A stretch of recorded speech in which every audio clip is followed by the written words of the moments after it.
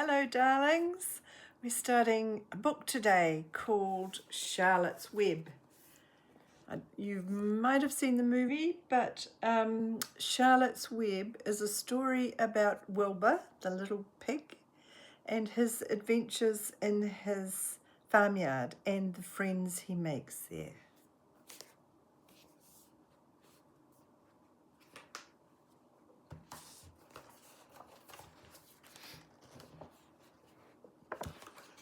Chapter 1, Before Breakfast.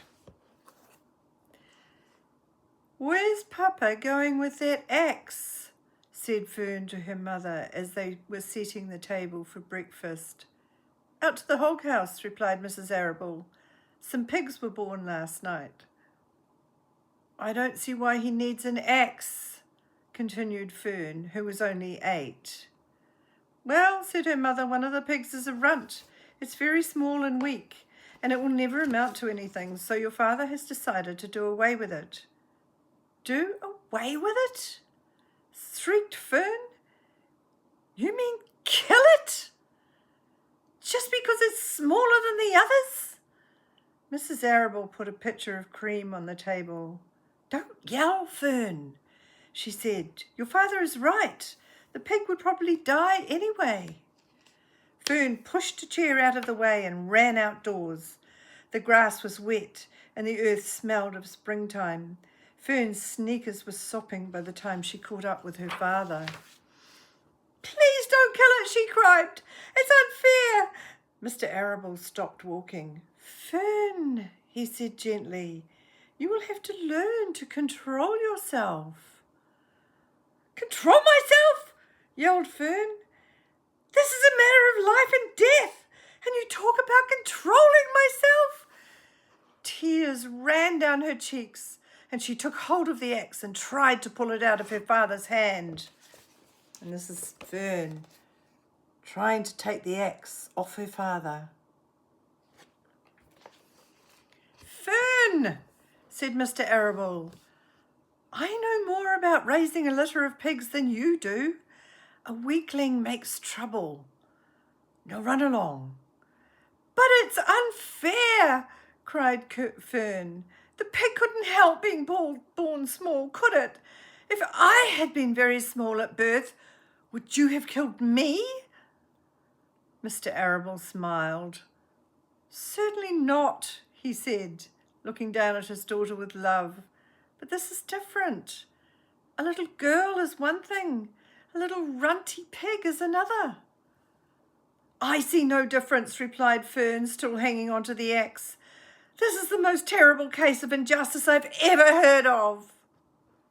A strange look came over John Arable's face. He seemed almost ready to cry himself. "All right," he said, "you go back to the house and I'll bring the runt when I come in. I'll let you start it on a bottle like a baby. Then you'll see what trouble a pig can be." When Mr. Arable returned to the house half an hour later, he carried a carton under his arm. Fern was upstairs changing her sneakers. The kitchen table was set for breakfast and the room smelled of coffee, bacon, damp plaster and wood smoke from the stove.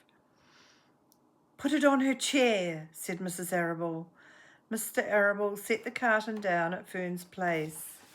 Then he walked to the sink and washed his hands and dried them on the roller towel. Fern came slowly down the stairs. Her eyes were red from crying.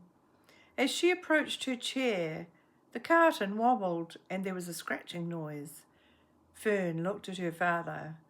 Then she lifted the lid of the carton. There inside, looking up at her, was the newborn pig. It was a white one. The morning light shone through its ears, turning them pink. "He's yours," said Mr. Arable, "saved from an untimely death, and may the good Lord forgive me for this foolishness." Fern couldn't take her eyes off the tiny pig. "Oh," she whispered, "oh, look at him. He's absolutely perfect." She closed the carton carefully. First she kissed her father, then she kissed her mother. Then she opened the lid again, lifted the pig out, and held it against her cheek. At this moment, her brother Avery came into the room. Avery was 10. He was heavily armed, an air rifle in one hand and a wooden dagger in the other. And here's Avery coming in.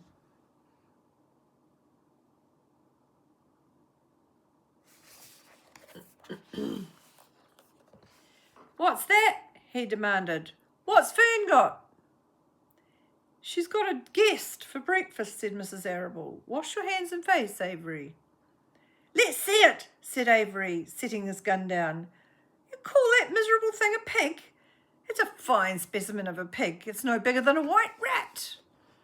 "Wash up and eat your breakfast, Avery," said his mother. "The school bus will be along in half an hour." "Can I have a pig too, Dad?" asked Avery. "No, I only distribute pigs to early risers," said Mr. Arable.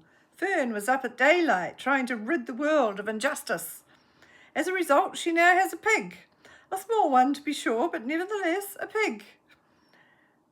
It shows what can happen if a person gets out of bed promptly. Let's eat." But Fern couldn't eat until her pig had had a drink of milk. Mrs. Arable found a baby's nursing bottle and a rubber nipple. She poured warm milk into the bottle, fitted the nipple over the top, and handed it to Fern. "Give him his breakfast," she said. A minute later, Fern was seated on the floor in the corner of the kitchen, with her infant between her knees, teaching it to suck from the bottle. The pig, although tiny, had a good appetite and caught on quickly. Here's Fern feeding her pig.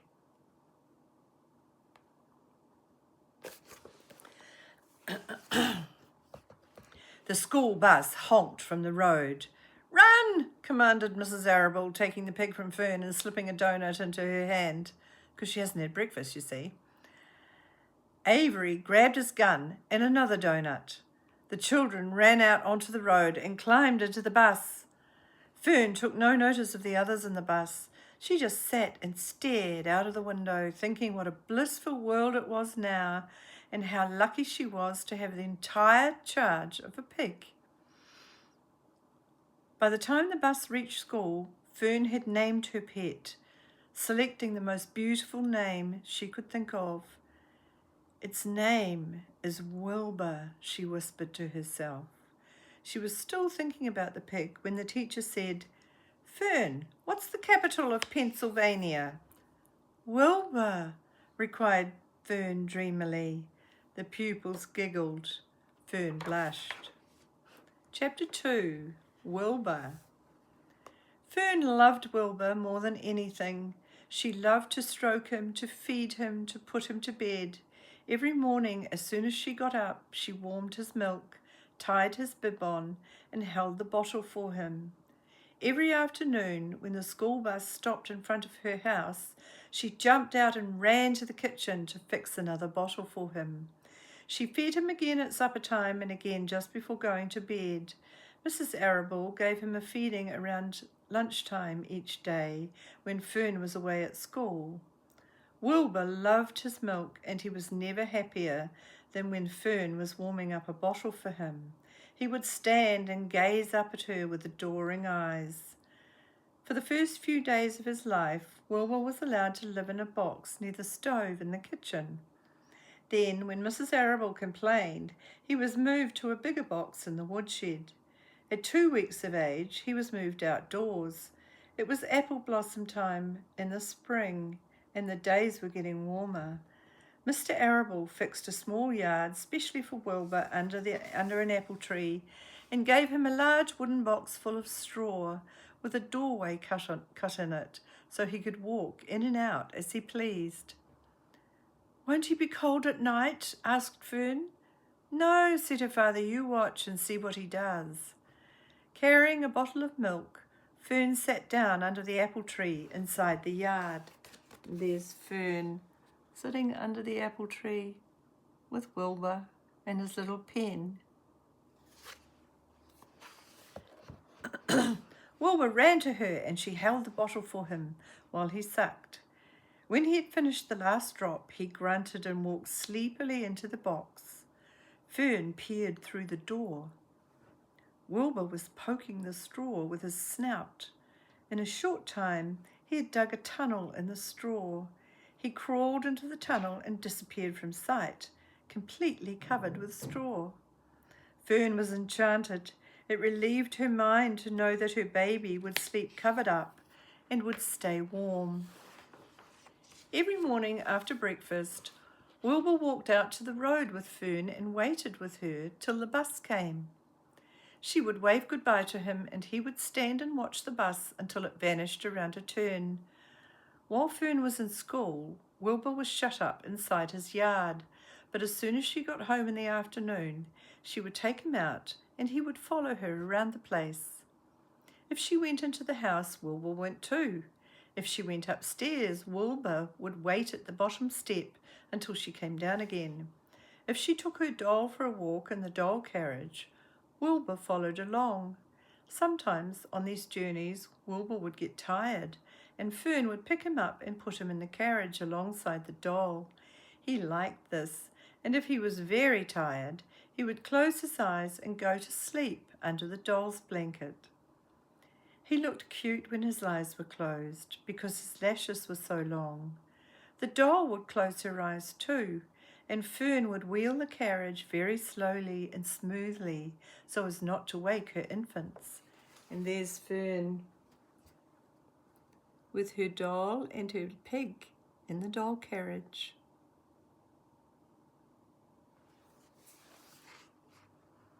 One warm afternoon, Fern and Avery put on bathing suits and went down to the brook for a swim. Wilbur tagged along at Fern's heels. When she waded into the stream, Wilbur waded in with her.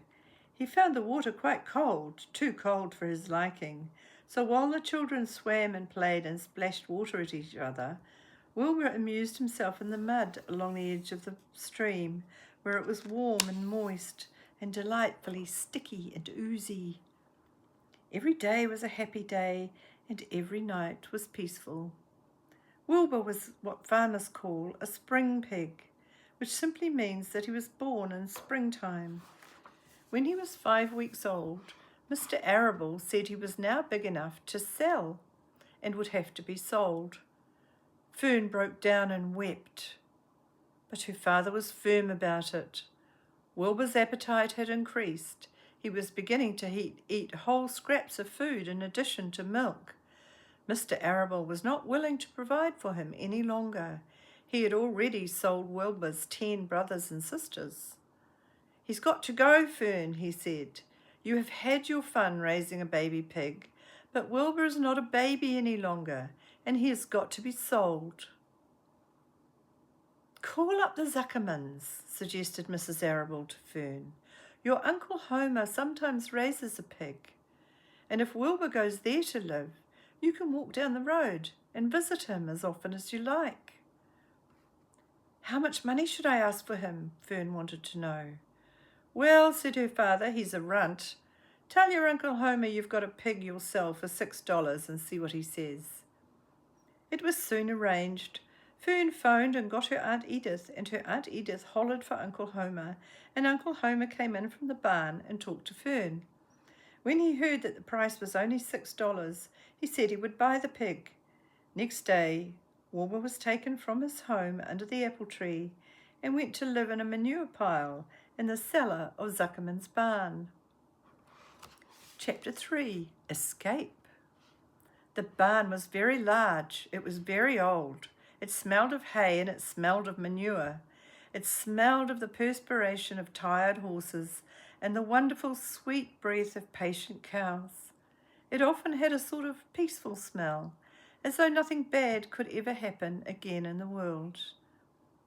It smelled of grain and of harness dressing and of axle grease and of rubber boots and a new rope.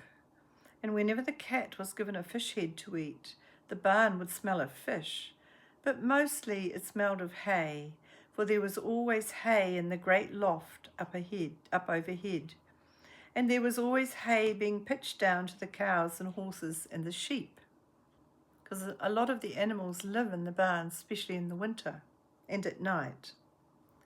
The barn was pleasantly warm in winter when the animals spent most of their time indoors, and it was pleasantly cool in summer when the big doors stood wide open to the breeze.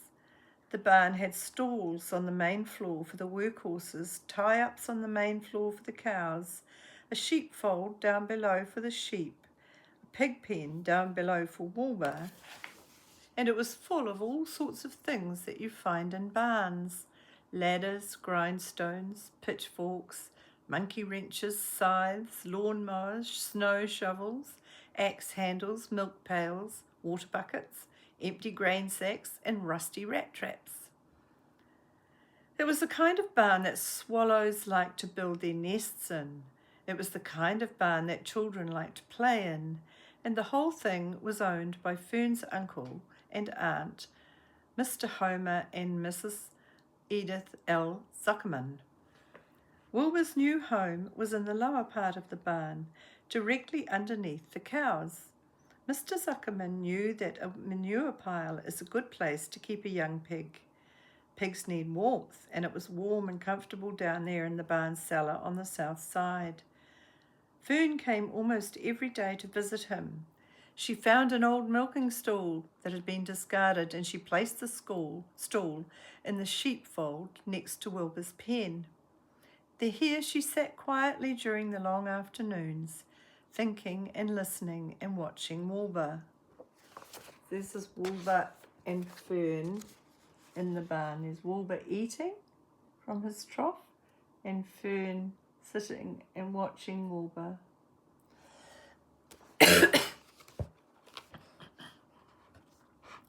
The sheep soon got to know her and trust her. So did the geese who lived with the sheep. All the animals trusted her. She was so quiet and friendly. Mr. Zuckerman did not allow her to take Wilbur out, and he did not allow her to get into the pig pen. But he told Fern that she could sit on the stool and watch Wilbur as long as she wanted to. It made her happy just to be near the pig, and it made Wilbur happy to know that she was sitting there right outside his pen. But he never had any fun. No walks, no rides, no swims. One afternoon in June, when Wilbur was almost 2 months old, he wandered out into his small yard outside the barn. Fern had not arrived for her usual visit. Wilbur stood in the sun, feeling lonely and bored. "There's never anything to do around here," he thought. He walked slowly to his food trough and sniffed to see if anything had been overlooked at lunch. He found a small strip of potato skin and ate it. His back itched, so he leaned against the fence and rubbed against the boards. When he tired of this, he walked indoors, climbed to the top of the manure pile and sat down. He didn't feel like going to sleep. He didn't feel like digging. He was tired of standing still, tired of lying down. "I'm less than 2 months old, and I'm tired of living," he said. He walked out to the yard again. "When I'm out here," he said, "there's no place to go but in. When I'm indoors, there's no place to go but out in the yard." "That's where you're wrong, my friend," said a voice. Wilbur looked through the fence and saw the goose standing there. "You don't have to stay in that dirty little yard," said the goose, who talked rather fast. "One of the boards is loose. Push on it, push on it, and come on out." "What?" said Wilbur. "Say it slower." At the risk of repeating myself," said the goose, "I suggest that you come on out. It's wonderful out here." "Did you say a board was loose?" That I did," said the goose. Wilbur walked up to the fence and saw that the goose was right. One board was loose. He put his head down, shut his eyes, and pushed. The board gave way. In a minute he'd squeezed through the fence and was standing in the long grass outside his yard. The goose chuckled. "How does it feel to be free?" she asked. "I like it," said Wilbur. "That is, I guess I like it." Actually, Wilbur felt strange to be outside his fence, with nothing between him and the big world. "Where do you think I'd better go?" "Anywhere you like," said the goose. "Go down through the orchard, root up the sod, go down through the garden, dig up the radishes. Root up everything, eat grass, look for corn, look for oats, run all over, skip and dance and jump and prance. Go down through the orchard and stroll in the woods. The world is a wonderful place when you're young." "I can see that," replied Wilbur. He gave a jump in the air, twirled, ran a few steps, stopped, looked all around, sniffed the smells of the afternoon, and then set off walking down through the orchard. Pausing in the shade of an apple tree, he put his strong snout into the ground and began pushing, digging, and rooting. He felt very happy. He had ploughed up quite a piece of ground before anyone noticed him. Mrs. Zuckerman was the first to see him. She saw him from the kitchen window, and she immediately shouted for the men. "Homer!" she cried. "Pigs out! Lurvy! Pigs out! Homer, Lurvy, pigs out! He's down there under that apple tree." "Now the trouble starts," thought Wilbur. "Now I'll catch it." The goose heard the racket, and she too started hollering. "Run, run, run! Downhill! Make for the woods! The woods!" she shouted to Wilbur. "They'll never catch you in the woods." The Cocker Spaniel heard the commotion, and he ran out from the barn to join the chase. Mr. Zuckerman heard, and he came out of the machine shed where he was mending a tool. Lurvy, the hired man, heard the noise and came up from the asparagus patch where he was pulling weeds. Everyone walked towards Wilbur, and Wilbur didn't know what to do. The woods seemed a long way off, and anyway, he'd never been down there in the woods and wasn't sure he would like it. "Get around behind him, Lurvy," said Mr. Zuckerman, "and drive him towards the barn. And take it easy, don't rush him. I'll go and get a bucket of slops." The news of Wilbur's escape spread rapidly among the animals on the place. Whenever any creature broke loose on Zuckerman's farm, the event was of great interest to the others. The goose shouted to the nearest cow that Wilbur was free, and soon all the cows knew. Then one of the cows told one of the sheep, and soon all the sheep knew. The lambs learned about it from their mothers. The horse in their stalls in the barn pricked up their ears when they heard the goose hollering, and soon the horses had caught on to what was happening. "Wilbur's out," they said. Every animal stirred and lifted its head and became excited to know that one of his friends had got free and was no longer penned up or tied fast. Wilbur didn't know what to do or which way to run. It seemed as though everyone was after him. "If this is what it's like to be free," he thought, "I believe I'd rather be penned up in my own yard." The Cocker Spaniel was sneaking up on him from one side. Lurvy, the hired man, was sneaking up on him from the other side. Mrs. Zuckerman stood ready to head him off if he started for the garden, and now Mr. Zuckerman was coming down towards him, carrying a bucket. "This is really awful," thought Wilbur. "Why doesn't Fern come?" He began to cry. Look, there's Lurvy and Mrs. Zuckerman sneaking up on Wilbur. Oh, that's Mr. Zuckerman with his bucket, actually. Bucket of slops, food for Wilbur, to tempt Wilbur. He began to cry. The goose took command and began to give orders. "Don't just stand there, Wilbur. Dodge about," cried the goose. "Skip around, run towards me, slip in and out, in and out, in and out, in and out. Make for the woods, twist and turn."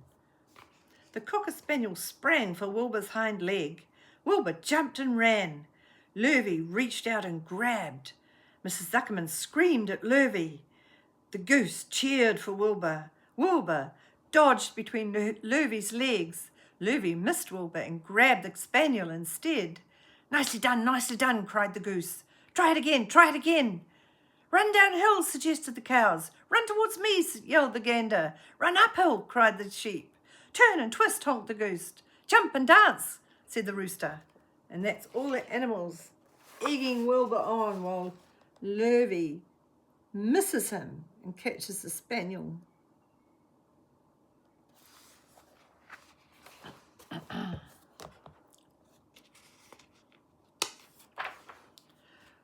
Look out for Lurvy, called the cows. Look out for Zuckerman, yelled the gander. Watch out for the dog, cried the sheep. Listen to me, screamed the goose.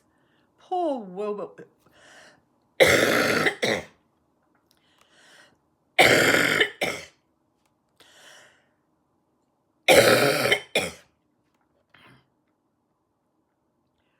Poor Wilbur was dazed and frightened by this hullabaloo. He didn't like being the centre of all this fuss. He tried to follow the instructions his friends were giving him, but he couldn't run downhill and uphill at the same time, and he couldn't turn and twist when he was jumping and dancing, and he was crying so hard he could barely see anything that was happening. After all, Wilbur was a very young pig, not much more than a baby really. He wished Fern were there to take him in her arms and comfort him. When he looked up and saw Mr. Zuckerman standing quite close to him, holding a pail of warm slops, he felt relieved. He lifted his nose and sniffed. The smell was delicious. Warm milk, potato skins, wheat middlings, Kellogg's cornflakes, and a popover left from Zuckerman's breakfast. "Come, pig," said Mr. Zuckerman, tapping the pail. "Come, pig." Wilbur took a step towards the pail. "No, no, no," said the goose. "It's an old pail trick. Wilbur, don't fall for it, don't fall for it. He's trying to lure you back into captivity, Ivety. He's appealing to your stomach." Wilbur didn't care. The food smelled appetizing. He took another step towards the pail. "Pig, pig," said Mr. Zuckerman in a kind voice, and began walking slowly towards the barnyard, looking all about him innocently, as if he didn't know that a little white pig was following along behind him. "You'll be sorry, sorry, sorry," called the goose. Wilbur didn't care. He kept walking towards the pail of slops. "You'll miss your freedom," honked the goose. "An hour of freedom is worth a barrel of slops." Wilbur didn't care.